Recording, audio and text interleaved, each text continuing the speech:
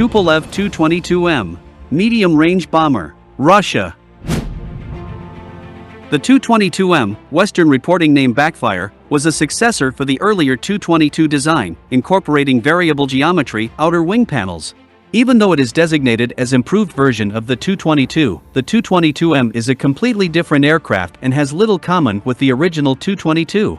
At the time, Soviet government refused to fund development of new long-range bombers and instead focused on development on intercontinental missiles to deliver nuclear loads. So Tupolev created a legend about development of a modernized version of the Tu-22 and managed to acquire funding. The first Tu-22M0 prototype flew in 1969. It was powered by a military derivative of the engine, originally designed for the Tu-144 supersonic airliner, Soviet copy of the Concorde. The Tu-22M is extremely fast, even at low level. It was mainly intended to engage U.S. carrier battle groups. However, this bomber lacks sufficient range for truly strategic missions and was classified as a medium-range bomber. The Tu-22M0 prototypes and pre-production aircraft followed by the early Tu-22M1 version. It was known in the West as Backfire A. Only 9 of these bombers were ever built in 1971 and 1972, until production switched to the improved Tu-22M2 model. The first mass-produced model of the Tu-22M was the Tu-22M2. Its Western reporting name was Backfire B. It had longer wings and redesigned fuselage. This bomber was powered by two Nk-22 afterburning engines with 215 knots of thrust each. Production commenced in 1972. This bomber made its first flight in 1973 and was officially adopted in 1976. During the same year, the Tu-22M2 demonstrated a range of around 7,000 kilometers with a single in-flight refueling. So even though this bomber also lacked range for strategic missions and could not reach the United States, its in-flight refueling capability extended its range significantly. The Tu-22M2 became operational in 1978. This bomber was produced until 1983. A total of 211 of these bombers were built for the Soviet Air Forces and the Naval Aviation. It served during the Soviet War in Afghanistan.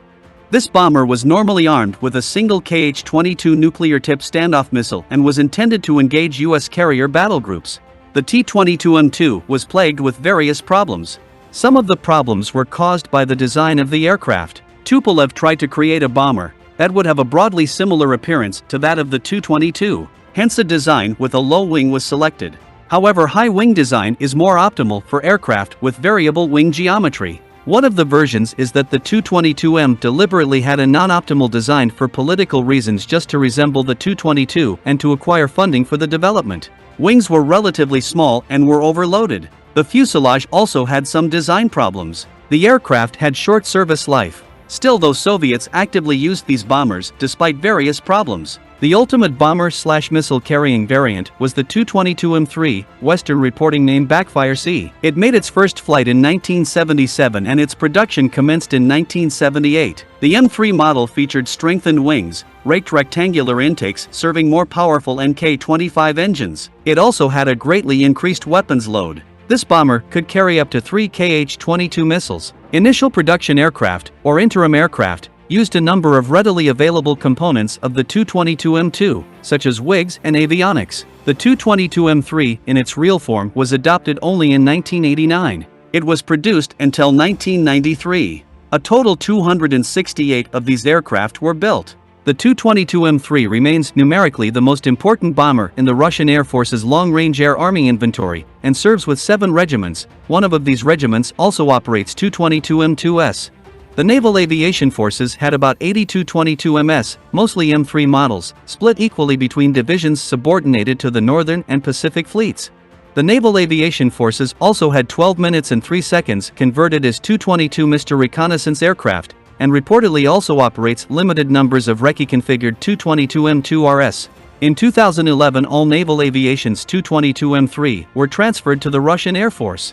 In 1983, development of an improved version began, which eventually resulted into the Tu-22M4. This aircraft used Nk-32 engines of the Tu-160 strategic bomber. It had modernized avionics, radar of the Tu-160, modernized electronic warfare systems. This aircraft had different engine air intakes. Also, it had upgraded weapon systems and was tailored to carry 3 Kh-32 long-range cruise missiles, or up to 10 Kh-15 cruise missiles. At the time, the Kh-32 missile was still under development. In 1990, a prototype of the Tu-22M4 was built. However, in 1991, development of this aircraft was stopped due to collapse of the Soviet Union and funding problems. Eventually, some of the Tu-22M4 improvements and technologies were incorporated into the recent Russian Tu-22M3M modernization. In 1991, Soviets signed a Strategic Arms Reduction Treaty, START 1, which forced them to delete in-flight refueling probes on all Tu-22M series bombers. Currently, Russian Air Force is the only operator of the Tu-22M series aircraft. It operates just over 60 of improved Tu-22M3 bombers,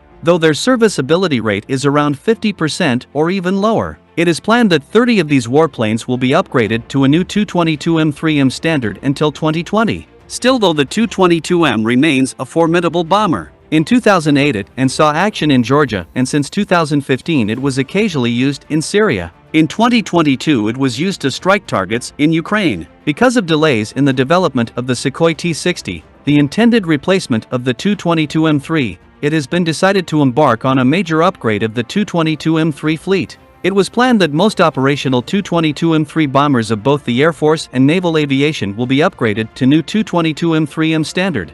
These will be equipped with a new radar, new missile systems. 80% of avionics will be upgraded.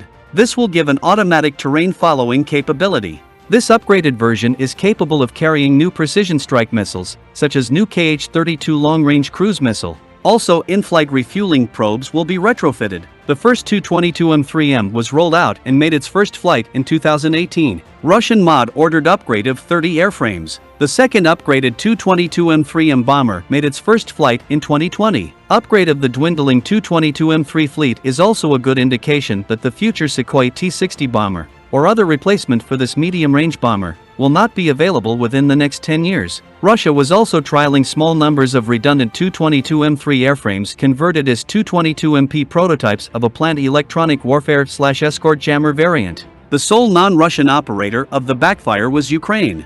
This country gained former Soviet Black Sea Fleet naval aviation regiments of Tu-22M2/M3S.